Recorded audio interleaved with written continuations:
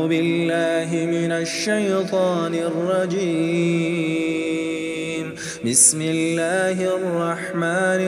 الرحيم. عم يتساءلون عن النبأ العظيم الذي هم فيه مختلفون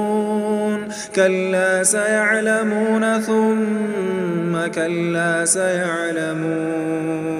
ألم نجعل الأرض مهادا والجبال أوتادا وخلقناكم أزواجا وجعلنا نومكم سباتا وجعلنا الليل لباسا وجعلنا النهار معاشا وبنينا فوقكم سبعا شدادا وجعلنا سراجا وهاجا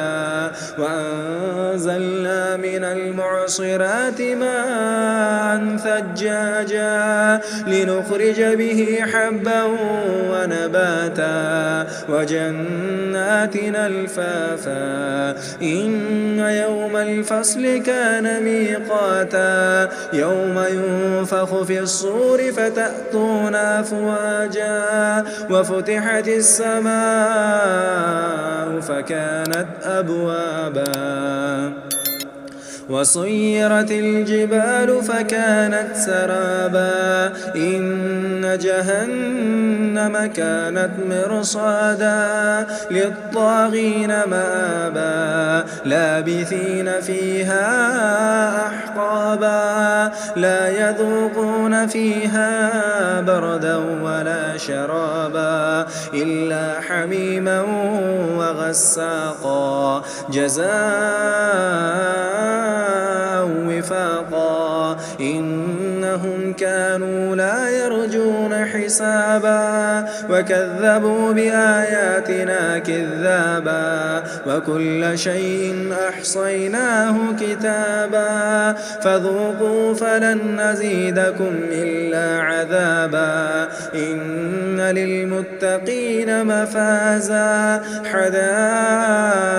وأعنابا وكواعب أترابا وكأسا دهاقا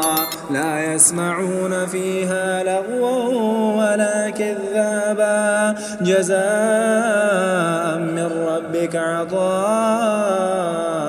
حسابا رب السماوات والأرض وما بينهما الرحمن لا يملكون منه خطابا يوم يقوم الروح والملائكة